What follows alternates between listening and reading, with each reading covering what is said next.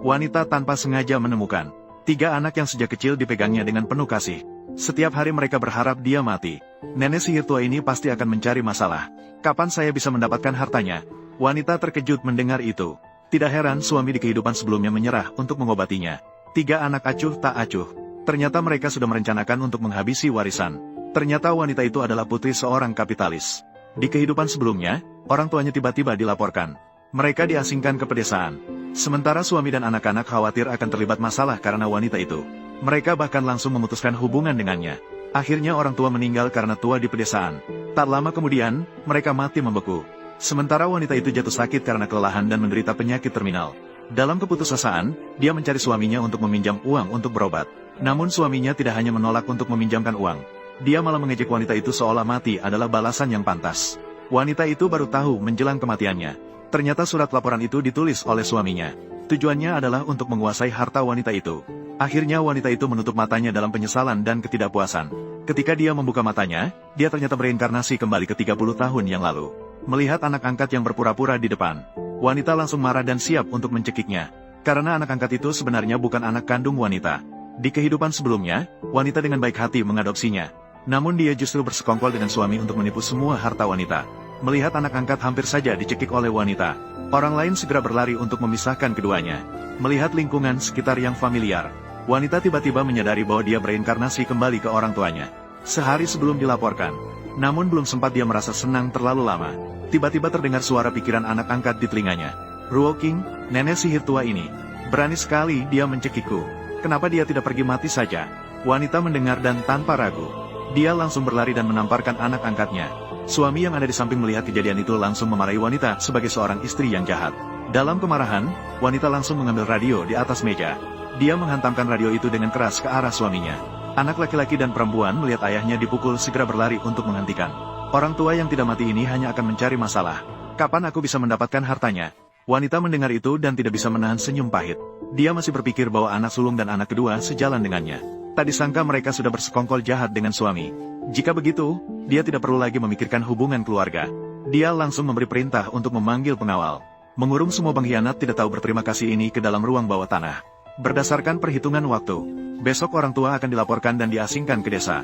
Dalam hidup yang baru ini, wanita tidak boleh membiarkan tragedi terjadi lagi. Memikirkan hal ini, wanita segera memberitahu orang tuanya.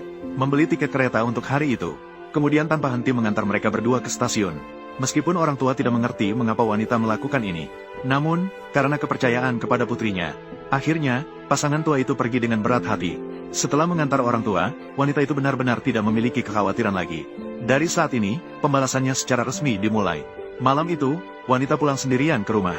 Saat itu, menantu perempuan sulung dan menantu laki-laki kedua sudah menunggu cukup lama. Keduanya segera menyapa dengan hangat saat melihat wanita kembali. Nenek sihir tua, membuatku menunggu begitu lama di sini. Tidak mati-mati. Seandainya bukan karena melihatmu punya sedikit uang, kau juga tidak akan membuatku menunggu di sini. Wanita sedang bersiap untuk memberitahu menantu perempuan dan menantu laki-laki. Sampai keduanya malah datang dengan sukarela.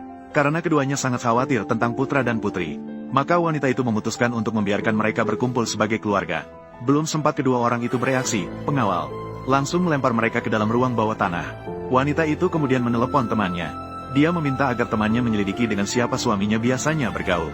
Karena dia curiga bahwa anak angkatnya adalah putri suami dan Xiao San. Saat itu, semua orang di ruang bawah tanah sudah panik dan gelisah. Suami awalnya berencana mengirimkan surat laporan besok. Apakah wanita sudah menemukan rencananya? Menantu perempuan sulung diam-diam bertanya kepada putranya.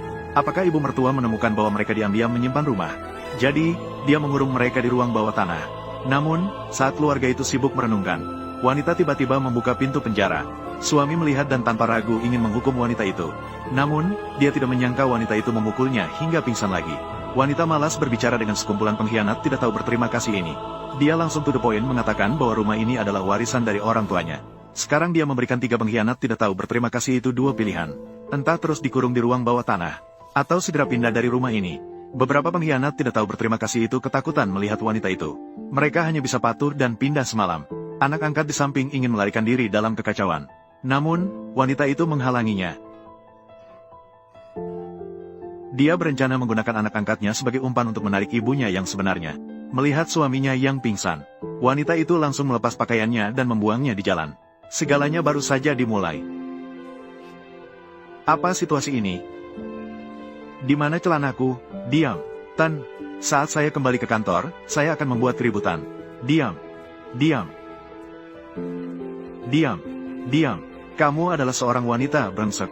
Aku akan kembali dan segera melaporkan Mujin karena telah membuatnya gila.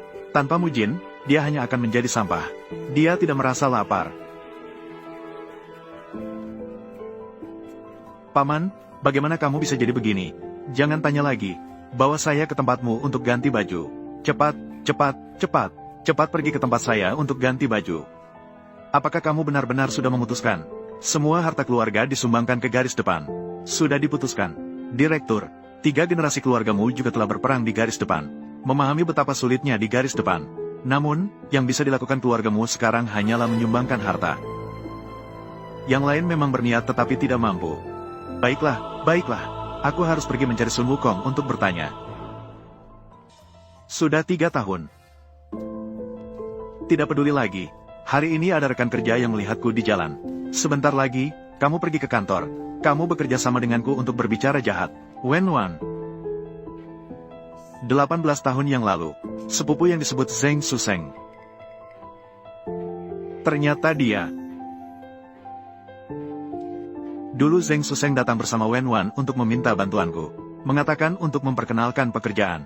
Mengatakan bahwa dia adalah sepupu. Sangat menyedihkan karena orang tuanya sudah meninggal. Aku benar-benar bodoh. Aku benar-benar bodoh.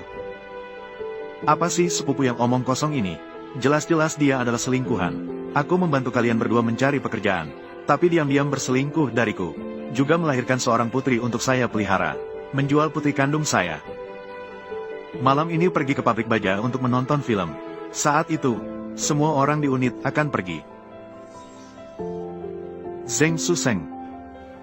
Saya malam ini akan mengirimmu ke neraka.